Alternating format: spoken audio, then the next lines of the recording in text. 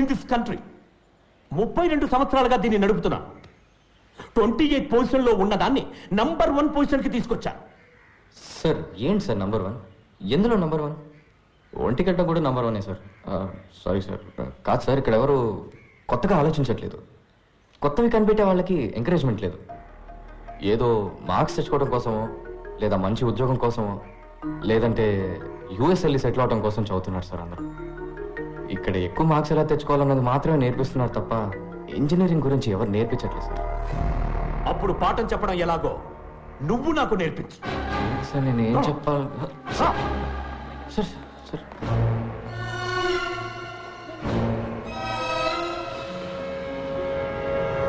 So today we are going to see the thermal. Mister KS, మీరు క్లాస్లో కూర్చోండి. Students, ఇక్కడ నుంచున్నారే, ఈయన మహామహామేధావి. ఇక్కడున్న హైలీ క్వాలిఫైడ్ టీచర్స్ కన్నా ఈయనకి ఎక్కువ తెలుసట. ఈరోజు ప్రొఫెసర్ డాక్టర్ ఇంజనీర్ అయిన పంచపట్ల సారంగపాణి గారు మనకి ఇంజనీరింగ్ అంటే ఏంటో నేర్పిస్తారు. సార్ నేను ప్లీజ్ ప్రొసీడ్.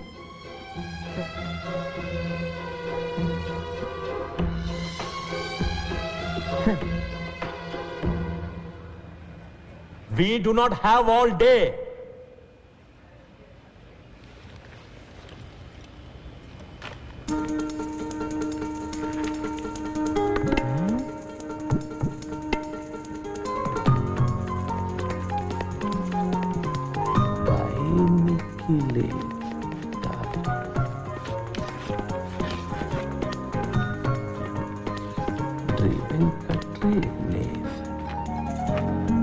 మీ అందరికీ 30 seconds టైం ఇస్తున్నాను. ఈ 2 పదాలకు అర్థం ఏంటో ఆలోచించి చెప్పండి. మీ బుక్స్ని మీరు రిఫర్ చేయొచ్చు. ఆన్సర్ తెలిసిన వాళ్ళు చేతులెత్తండి. చూద్దాం ఎవరు ఫస్ట్ వస్తారో, ఎవరు లాస్ట్ వస్తారో. Your time starts now.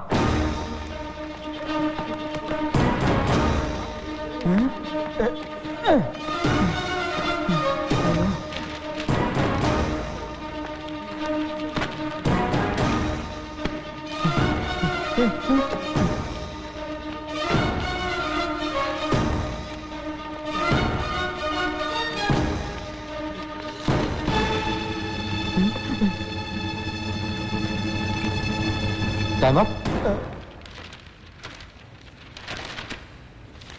Time up, sir. Time up, time up. ఏంటి, ఎవరికి ఆన్సర్ తెలియలేదా? ఇప్పుడు అందరూ మీ లైఫ్ని ఒకసారి మళ్ళీ రివైండ్ చేసి చూడండి. నేను ఈ 2 పదాలు రాసినప్పుడు ఎవరికైనా ఇవేంటో తెలుసుకోవాలన్న ఆసక్తి కలిగిందా? ఇవాళ కొత్తదేదో నేర్చుకోబోతున్నామన్న ఒక ఎక్సైట్మెంట్ కలిగిందా? ఎనీబడి? లేదు.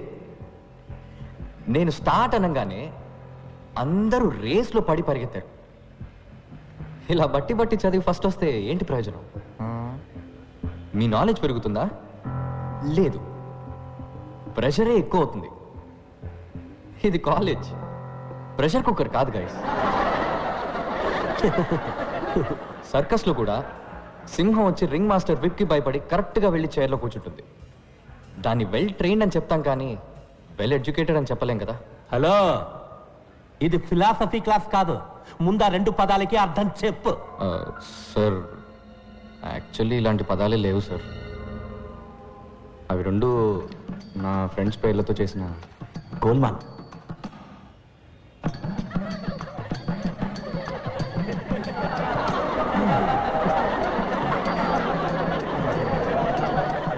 What nonsense! ఇదేనా నువ్వు ఇంజనీరింగ్ నేర్పించే లక్షణం? లేదు సార్, నేను ఇంజనీరింగ్ నేర్పించడానికి రాలేదు. అది నాకన్నా మీకే బాగా తెలుసు. ఎలా చెప్తే బాగుంటుందో చెప్పాను అంతే సార్. నాకు నమ్మకం ఉంది సార్, ఏదో రోజు మీరు ఇది నేర్చుకొని ఒప్పుకుంటారని. Okay sir, bye sir. Bye sir. All the best sir. Bye sir.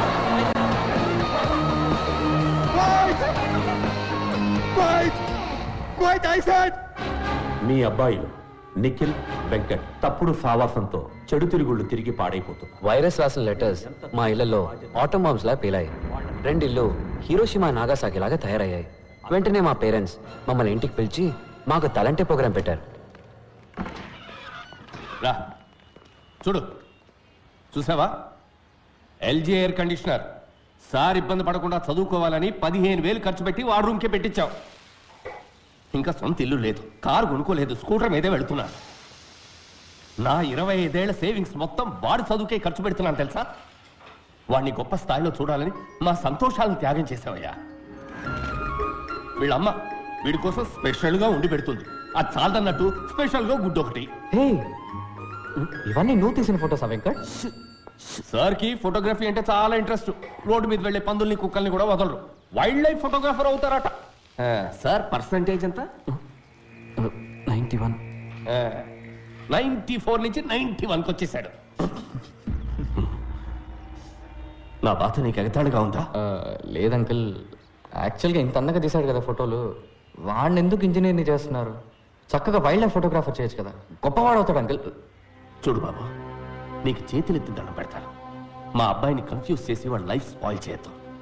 Hey Venkat, phone చేద్దరు కానీ రండి బాబు. పని నిఖిల్ రండి పోచేద్దా రండి. సార్ ఇంకోసారి వచ్చినప్పుడు వస్తే తప్పకుండా భోంచేస్తారు. మా అమ్మ గుమ్మగుమ్మల వంటకి నోరు ఊరింది. మా నాన్న చెట్టుపట్టలకి కడుపు కాలింది. అప్పుడున్న ఆకలికి పచ్చి గడ్డి పెట్టినా పర్లేదని నిఖిల్ ఇంటికి వెళ్ళాం. నిఖిల్ వాళ్ళ ఇల్లు చూస్తే చౌకార్ జానికి నటించిన పాత బ్లాక్ అండ్ వైట్ సినిమా చూసినట్టు అనిపించింది. ఒకటే రూమ్, అందులో సగమే బతుకున్న నాన్న, వాళ్ళ అమ్మ దగ్గమ్మ, సారీ దుర్గమ్మ, ఏజ్ బార్ అయినా మ్యారేజ్ కానీ అక్క. నిఖిల్ వాళ్ళ అమ్మ రిటైర్డ్ స్కూల్ టీచర్. గుణుక్కోవడం ఆవిడ హాబీ. ఎవరైనా కొంచెం నవ్వుతూ మాట్లాడితే చాలు కప్పు కాఫీ ఇచ్చి అప్పడిగేస్తారు. వాళ్ళ నాన్న ఒకప్పుడు పోస్ట్ మాస్టర్. బాడీకి ఒకవైపు పక్షవాతం, లైఫ్కి అన్ని వైపులా అప్పులు. వాళ్ళిద్దరి పెన్షన్ తోటి ఆ ఫ్యామిలీ నెట్టుకొస్తుంది. వాళ్ళ అక్క జైకి 28 ఏళ్ళు వచ్చాయి. వందన ట్యాక్స్ లో టికెట్ దించేవాడు కూడా 100 కాసులు అడుగుతున్నాడు. నువ్వు బుద్ధిగా చదువుకోకపోతే దానికి పెళ్లి ఎలా చేస్తావు? చపాతి కిలో బియ్యం బయట 15 రూపాయలు, రేషన్ లో గోధుమలు 8 రూపాయలే. అందుకే చపాతీలు తింటున్నాం. కొంచెం టమాటా చట్నీ వేయమంటారా? టమాటాలు కిలో 10 రూపాయలు, ఉల్లిపాయలు 15 రూపాయలు. ఈ విధంగా కాలేజీ నుంచి కంప్లైంట్ లెటర్ వస్తే ఏం తినేస్తాం? రాను రాను కూరగాయలు కూడా బంగారు కొట్లు అమ్మేలా ఉన్నారు. టమాటా చట్నీ వేయమంటారా? No thanks. ఏంటమ్మా నా ఫ్రెండ్స్ ముందు ఇలా పరువు తీస్తున్నావు? సరేరా, ఇంకేం మాట్లాడు, నోరు మూసుకుంటాను. మీకోసం కడుపు మార్చుకుని మరీ సంపాదించాలి, పని మనుషుల అన్ని పనులు చేయాలి, కానీ నోరు మాత్రం తిరగకూడదు. ఇంట్లో కష్టాలు పిల్లలతో చెప్పకపోతే మరెవరితో చెప్పాలి? ఫ్రెండ్స్ తోట?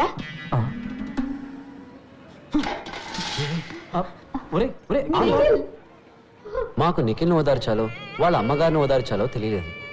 ముందు ఆత్మారాముని ఓదారిద్దామని డిసైడ్ అయ్యాం.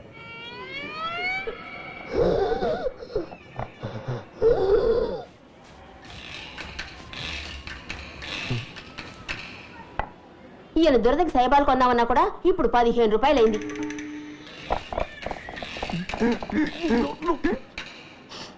ఇంకో చపాతీ ఏమంటారా? చాలే, ఇదే ఎక్కువ.